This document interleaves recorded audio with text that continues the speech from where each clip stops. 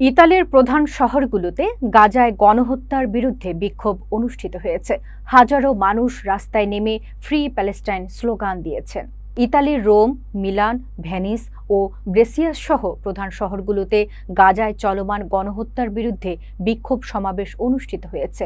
হাজারো মানুষ ফিলিস্তিনের পতাকা ও প্লেকার্ড হাতে রাস্তায় নেমে ফ্রি প্যালেস্টাইন স্লোগান দেন। ভেনিসের ঐতিহাসিক রিয়ালতো এলাকায় আয়োজিত সমাবেশে বক্তারা বলেন, ইসরায়েল পরিকল্পিতভাবে গাজার নিরীহ নারী, শিশু ও সাধারণ মানুষকে হত্যা করছে এবং ফিলিস্তিন দখলের চেষ্টা চালাচ্ছে। তারা এটিকে আন্তর্জাতিক মানবতা ও বিবেকের জন্য লজ্জার বিষয় বলে অভিহিত করেন। সমাবেশ শেষে ইতালীয় সরকার ও ইউরোপীয় পার্লামেন্টকে আহ্বান জানানো হয়, গণহত্যা বন্ধে কার্যকর ও মানবিক পদক্ষেপ গ্রহণ করতে হবে। বিক্ষোভকারীরা জানিয়েছেন, হত্যাযজ্ঞ বন্ধ না হওয়া পর্যন্ত তাদের প্রতিবাদ চলবে।